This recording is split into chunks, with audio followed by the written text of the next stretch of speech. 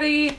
So today is the next entry in my Disney Canon Countdown, and this week we are looking at the beginning of the revival era, in my opinion, the Walt Disney Animations film Meet the Robinsons. And this is after a 3-string trilogy of horribleness with Brother Bear and Home on the Range and Chicken Little. And it's really interesting, this film, because it, to me, is just such a joyous film. It is a film that just screams happiness and peace and all of those good things. And I think that you can really tell the difference from during the making of Chicken Little, when it was just about finished, is when Ed Catmull and John Lasseter and the folks at Pixar took over in their leadership of Walt Disney Animation. In Creativity Incorporated, they talk about the environment and what it was like when they came in to Walt Disney Animated Studios. So you can just see the difference between the feel of Chicken Little, which feels mean-spirited and gloomy, and it's hard to watch, and the difference between this, which just feels so hopeful.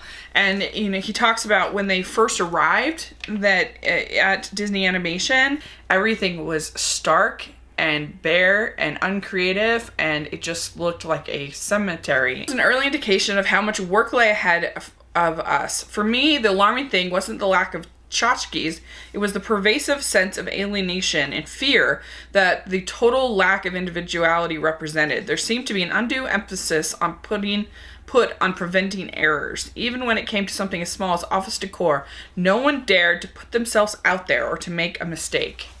Which is so interesting, because you think, like, during that era of being afraid to make errors and afraid to make mistakes, what did they make? 3 films that were horrible and full of huge mistakes. So that's really interesting. And then I really liked, so they set up all of this group and everything, and so when they're making Meet the Robinsons, he says this meeting for the making of Meet the Robinsons, where they give this feedback, and it says here too we insisted that the Pixar team observe quietly, say nothing. I thought I noticed a bit more ease in the room that day, as if the Disney people were cautiously feeling for the limits of their new freedom. And the producer of the film later told me it was the most constructive note session she had ever seen at Disney. And so, that just shows sort of that this film was the beginning of kind of getting juices flowing and getting ideas out there and everything. And really like what Byron Howard, the director of Bolt and Tangled and other movies, what he said here. He says, Disney Animation was sort of like a dog that had been beaten again and again. See, the crew wanted to succeed, but they were afraid of pouring their hearts into something that wasn't going to succeed. You could feel that fear, and in notes meetings, everyone was so afraid of hurting someone's feelings that they held back. We had to learn that we weren't attacking the person, we were attacking the project. Only then could we create a crucible that boils away everything that's not working and leaves the strongest framework. So anyway, I wanted to read that to you because I think it just shows the interesting sort of history of the difference of why the Chicken Little could be so horrible and Meet the Robinsons, just one film later, could be so much better, so much more hopeful, such a better film. And I don't know, I just think it's sort of an interesting to just see the effect of just sort of positive thinking and embracing creativity and embracing constructive feedback and embracing having the artistic implications and effect of freedom kind of in the workforce is really great. Anyway, so with all of that said, let's talk a little bit about the movie itself. It's about this little boy named Louis, and he's an inventor. He lives in an orphanage. He wants to be adopted, but he keeps sabotaging it by introducing his inventions to the prospective adopted parents. He ends up getting visited by a young boy in a time machine. And it turns out that a time machine has been stolen, and there's an evil man named the Bowler Hat Man who they must find and stop. And in the future, when he goes to the future, he meets a family named the Robinsons.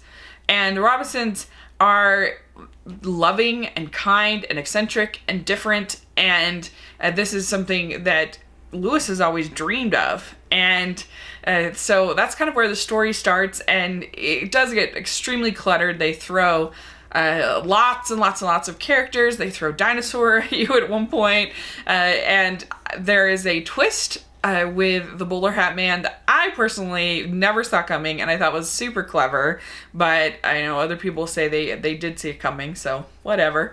And it has such heart as Lewis learns to have empathy for his mother, who gave him up for at the orphanage, and that's the real sort of heart of the film, and he learns that he is valued and loved.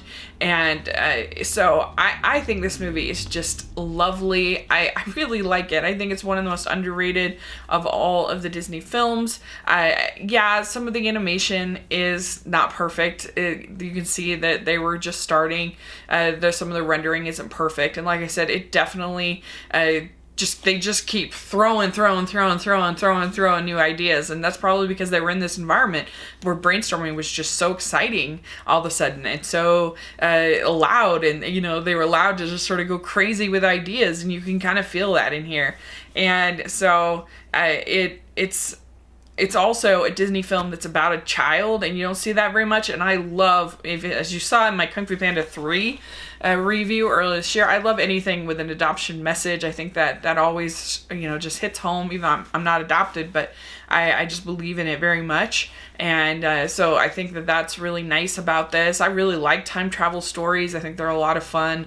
And so this wins me over in there. I think the bowler hat man is a way underrated villain. I think he's super creepy in his design. I really like him. And soundtrack, it has a lot of fun songs. You have Rufus Wainwright, All American Rejects, Jamie Cullum. You have music by Danny Elfman, which is different for Disney. There's also a song by the Jonas Brothers, so that's fun. And yeah, overall, it's just a really sweet, lovely little movie. I think it's definitely worth checking out if you get a chance. And I give Meet the Robinsons a B+, I think. And so let me know what you think of Meet the Robinsons. What do you think of what I read in Creativity Incorporated? Highly recommend reading this book. It's very, very, very insightful and interesting.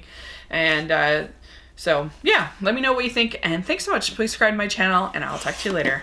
Bye!